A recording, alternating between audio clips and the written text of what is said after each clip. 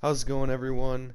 I'm back with another video, and today I'm going to be giving you guys 10 pitchers with insane stats on paper that play really bad in game. So the way I broke this down was I did 5 starters, 5 relievers, and I did one hot take for each. So I'm going to be giving you guys 4 starters that I think mostly everyone can agree on that are not good, and my hot take is going to be somebody that I don't think is really good, but others might.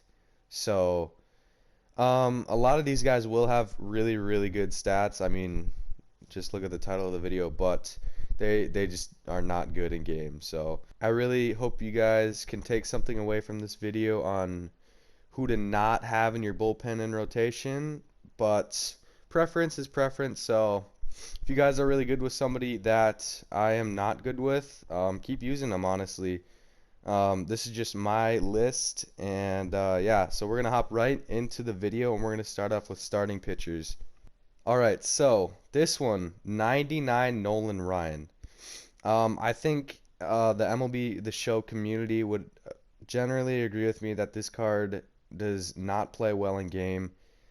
So the thing about Nolan Ryan is he does have the outlier quirk on both his fastball and sinker. So if you throw a fastball, it's going to be really fast, and same with his sinker. So there's really not much differential between those two pitches. So that pitch essentially turns into one pitch just because they're both so similar in speed. And sinkers that are thrown really hard generally don't have a ton of break. Um, Nolan Ryan's sinker doesn't have a ton of break. Greg Maddox's sinker has a ton of break because it is thrown less hard. So, 12-6 curveball, really not a good pitch in this year's game. Circle change, it's okay, but it's pretty much fastball or it's not, because the people really don't throw the curveball a ton in this game just because it's a really bad pitch. The circle change, it's okay, but Nolan Ryan really not good. He has stamina. He has the K per 9. He's really hard to control though. So this guy looks insane on paper, but he does not play well in game. All right, we have another very similar pitcher to Nolan Ryan. We have Walter Johnson. So I'm gonna say a lot of the same stuff I said with Nolan Ryan for this. Fastball, sinker, both have outlier, or I believe actually. He has outlier 1 and outlier 2. So yeah, so pretty much the same as Nolan Ryan. Um, they're both going to be coming in pretty much the same speed. Fastball is going to be a 102. Sinker is going to be 99, I think. It's really not that much different to the batter's eye. He does have a lot of good stamina and K per 9, but the curveball, like I said, it hangs. Changeup, it's an okay pitch, but it's pretty much fastball or it's not, honestly. All right, we have another guy with outlier. So this is Nate Pearson right here. Does have outlier on his fastball. It'll be a 102. When originally when this card came out, I thought he was gonna be very good, but when I realized when I was facing him, I was like, oh, I just gotta sit fastball. I can sit back on the off speed, because if you sit fastball with Nate Pearson, the off speed looks so much slower because he's throwing his fastball so fast. So it's really easy to crush sometimes. His slider, I will not lie, it is pretty good. 94, he can get it up to. But when you're just seeing that 90, or when you're seeing 100 plus, the slider becomes a lot more hittable. All right, we have a pitcher that does not have outlier. John Smoltz, he can get his fastball up to 99. Looks like he has insane stats on paper, honestly. Really good control, good stamina, good K per 9. But the thing with John Smoltz is his slider, his splitter, and changeup both look, or all look the same. He does have a curveball, but like I said, that's really not the pitch that you want to be throwing. So I said it's either fastball or it's not, because people don't really throw the curveball, honestly. It's just not that good.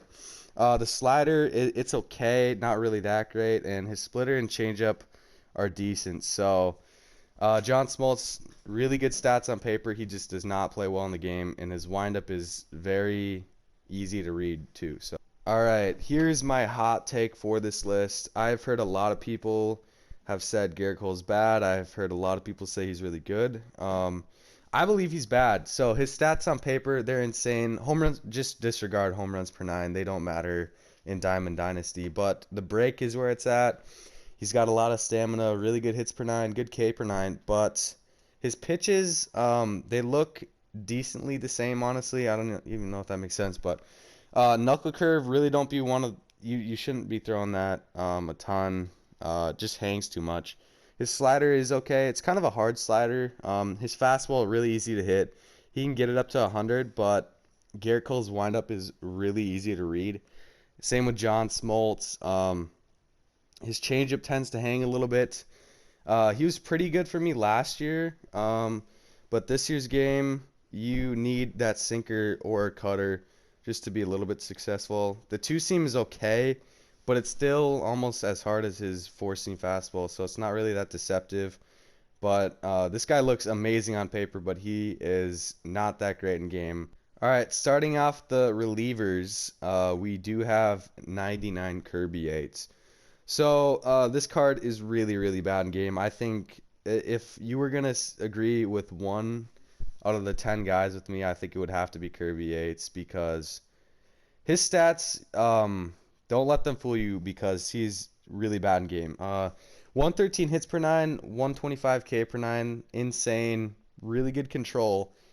But if you take a look at his pitch selection and the speeds, his fastball only gets up to 96. Really easy to hit. His splitter and slider are basically the same speed. They're just not going to get it done. Two-seamer, basically the same speed as his four-seamer, so it's not going to really make that much of a difference to the eye.